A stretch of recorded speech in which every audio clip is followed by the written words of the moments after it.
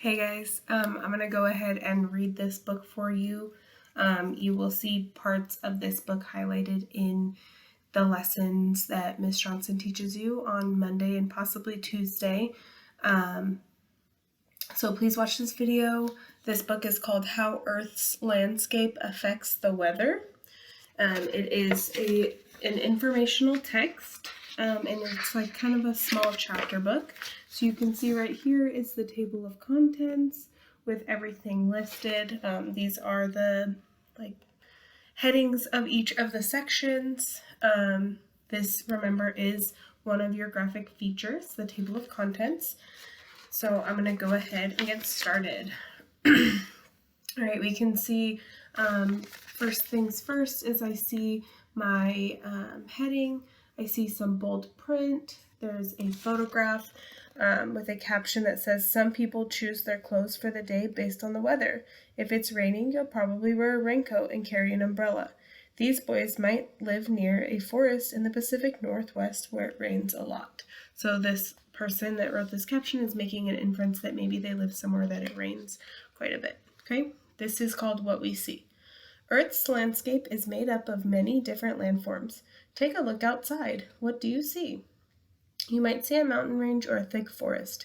These are just two kinds of landscapes. There are many others on Earth. What some people may not realize is that Earth's different landscapes affect the weather. People living on one side of a mountain might experience a large amount of precipitation throughout the year, while people living on the other side of the mountain might have much drier weather. People living near a forest might experience multiple kinds of weather, such as rain, snow, or droughts. We base some of our daily decisions, such as our clothing, on the weather. We also make much larger decisions, such as where to plant crops, based on the climate in an area. All right, here's chapter 2. This one's called Earth's Oceans. I can see a photograph down here that says El Niños usually don't occur every year. They can happen as often as every 2 years or as infrequently as every 7 years. An El Niño can last from 9 to 12 months. So I think that we'll read about an El Niño in this chapter, but I can also see a map that has arrows pointing on it and some captions that we'll read through when we get there. Okay? Earth's oceans. If we look at a picture of Earth taken from outer space, we can see that much of the Earth's surface, more than 70%, is covered by oceans. Because water covers such a large portion of Earth, it has a large effect on global weather. An El Niño climate cycle occurs in part when warm water in the western tropical Pacific Ocean travels east along the equator and arrives near the northwestern coast of South America. This climate cycle can lead to increased ocean temperatures and changes in Earth's atmosphere. When changes occur in Earth's atmosphere, different weather patterns happen. During an El Niño climate cycle, tropical storms move eastward. That is this way down here. With the moving ocean water. This can lead to more precipitation on the western shores of South America and hurricanes in the Pacific Ocean. However, El Niño events cause changes in weather all over the world. So this is a normal year. You see that there's an arrow pointing this way and then back this way. And it says equatorial winds move warm water west, and then cold water along the South American coast is right here. But then in an El Niño year, this is a warmer winter here, and winds weaken, and so warm water moves east. So this water is no longer cold, it becomes warm. Oh, I don't even know if you guys could see me doing that. Sorry. So right here is where that warm water comes in. This is in an El Niño year instead of up here where you see the cold water in a normal year. All right, this one's called Grasslands. There's a picture of a giraffe. I know I said these were captions, but I almost think they're sidebars. The African savanna is a tropical grassland. Tropical grasslands generally experience a dry season and a rainy season. They have warm temperatures year-round. Temperate grasslands have a growing season and a dormant season when grass can't grow because the temperature is too cold. Okay? Grasslands. Different names for grasslands are used around the world, such as pampas in South America and savannas in Africa. In the United States, the biggest grassland is the Great Plains, a region that stretches from Canada to Mexico through the central part of the country. The weather in the grasslands varies greatly. The temperature of one area of the Great Plains, such as North Dakota, can be very different from the temperature in another area, such as Texas. Eastern Texas and Oklahoma can receive more than 50 inches of precipitation each year. However, parts of Montana, Wyoming, and western Texas may receive less than 15 inches of precipitation each year. Tornadoes, which are whirling windstorms with funnel-shaped clouds, are more likely to form in the central part of the Great Plains. This is because warm, moist air from the Gulf of Mexico meets cold, dry air from Canada, causing the air to rotate. All right. I'm going to read chapter 4 and then probably take a little bit of a break and then come back and read the rest of them to you, okay? So this is chapter 4. Here's what the Great Lakes looked like during a heavy winter storm. And then this photograph from November 2014 shows a wall of lake effect snow crossing Lake Erie and approaching Buffalo, New York over here. This one says lake effect snow forms when lake water is warm and the air is cold. The lake water evaporates into the air and warms it. The warm air rises higher into the atmosphere and cools. Clouds form, and if it's cold enough, snow may fall. All right, the Great Lakes. The Great Lakes are a very special feature of the United States and the world. These large bodies of freshwater affect the weather in the northeastern part of the United States, and the people living near them have learned to adapt. During different seasons, the Great Lakes act as a heat sink or a heat source. A heat sink is something that absorbs or takes in more heat than it gives off. A heat source is something that radiates or gives off more heat than it absorbs. In the summer, air temperatures near the lakes are cooler than inland temperatures. The water absorbs the heat near the shores slowly and holds onto it for a long time. The Great Lakes act as a heat sink in the summer and a heat source in the winter. All right, we have just a few more sections, so I'm just going to pause briefly. The next section is deserts, and then I will be right back. Hey guys, I'm back. Okay, so chapter 5 is called Deserts. Here's a picture of a desert that looks like it's having some pretty crazy weather up there. And it says, a sandstorm occurs when strong winds in sandy areas such as some deserts pick up loose sand and blow it all over the place. These storms can create very low visibility. Sands blown from the Sahara can cause dark skies throughout Europe. So this is actually a sandstorm happening in the Sahara Desert, so that looks really crazy. Most people think of deserts as hot places. However, deserts also experience cold temperatures. A desert is a place where there's little to no precipitation. Earth has 5 kinds of deserts: subtropical, coastal, rain shadow, interior, and polar.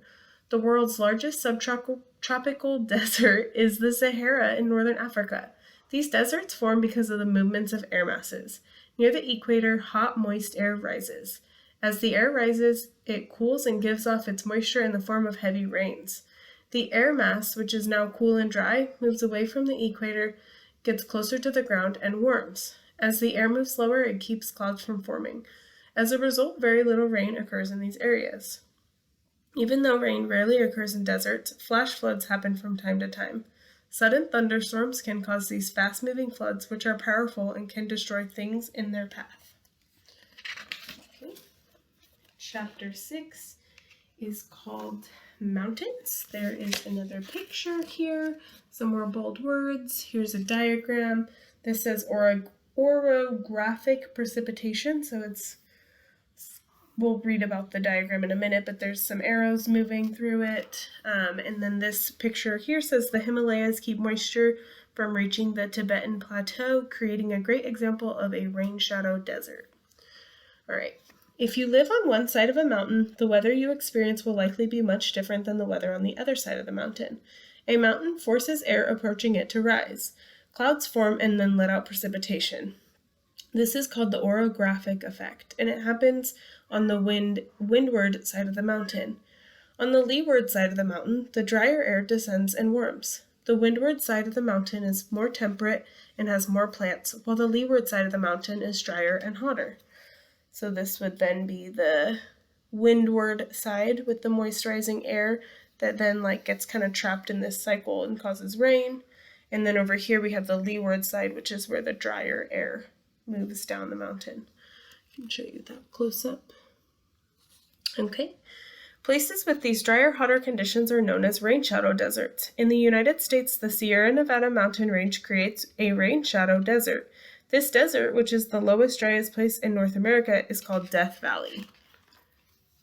All right, chapter 7 is called Forests. We can see, that looks really cool, a picture of a forest from an aerial view above it.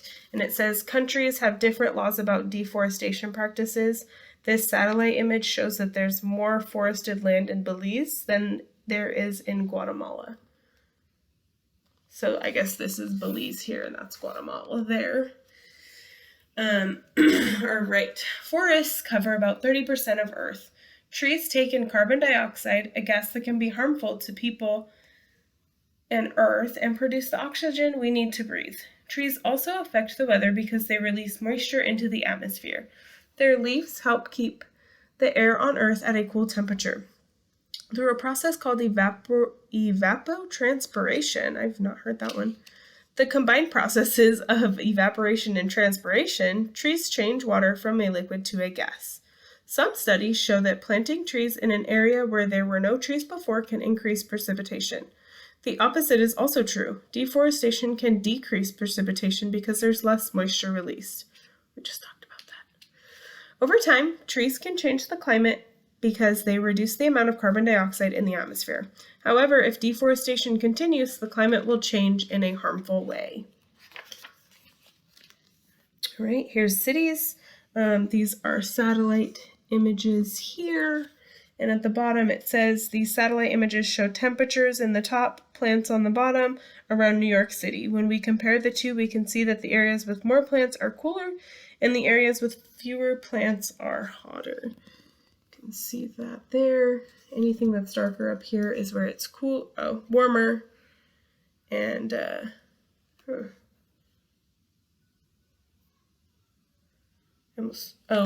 it's cooler on that side, sorry. That's warm and that's hot. So anything that's darker here is cooler than anything that's lighter. And same with down here, there's more plants where it's darker. All right, this is the poles. Oh wait, did I not read that? I didn't read that. Sorry. Even though cities are human-made parts of Earth's landscape, they do affect the weather.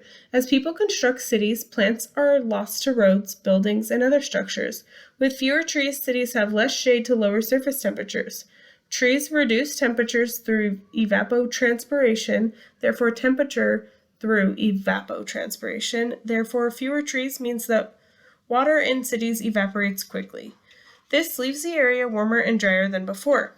Areas where this occurs are called heat islands. Heat islands can exist on the surface and in the atmosphere. Surface heat islands occur when the sun heats surfaces such as roofs and things made of cement to temperatures much higher than the air. Atmospheric heat islands occur when the temperature of the air surrounding a city is higher than the air in the areas near the city. Communities can address these issues by planting trees and other plants near buildings. It's pretty cool. All right, this one's the poles. There's a cute little penguin. Up here, we see albedo is the fraction of sunlight that a surface reflects back in outer space. Ice has a high albedo value and thus helps keep Earth cool. However, as ice melts into water, which has a lower albedo value, more of the sun's energy is absorbed and the Earth warms. Okay. Weather in the polar regions is affected by their position on Earth, their elevation, and how much land each region has. The Arctic region, which is centered on the North Pole, is made up mostly of the Arctic Ocean. The ocean keeps the Arctic region warmer than Antarctica, which is the continent on the South Pole. Because Antarctica is a landmass, there's no ocean under it to keep it warm. The Arctic region also stays warmer because it's at sea level. As elevation increases, the temperature decreases. The elevation of Antarctica is an average 1.43 miles above sea level. So Seems pretty high. The freezing temperatures in the Arctic and Antarctic regions create polar deserts in these areas. In fact, almost the entire continent of Antarctica is a polar desert. The area experiences little to no precipitation and is very cold. All right, chapter 10. This is the last chapter. Here we see a boy holding a plant, and again, some bold letters. The weather of our landscapes may change in the coming years. Right now, Earth is experiencing climate change. In the United States alone, extreme temperatures are occurring more often than ever before. Our summers are hotter and our winters are warmer. We are experiencing more precipitation and precipitation-related events. Scientists believe these changes in weather and climate are caused by humans. We have the power to turn around the effects of climate change by understanding that it's a problem and then taking steps to solve this problem quickly. One way people can try to undo the harm we've caused is by planting more trees and plants in cities. This will help fix surface and atmospheric heat islands. It will also help decrease the amount of carbon dioxide in the air. What else can you do to save the Earth? Okay, and then in the back we have the glossary that has all of those bold words that I came across and their definitions. And then the last graphic feature that we see here is the index, and that's where you can find any like hot button topics, what page they're on, okay? Go ahead and pause and replay this video as many times as you'd like, and then when Miss Johnson's reading out of it, I will have photos of whatever page she's reading in the slide deck for you guys, okay? All right, bye guys.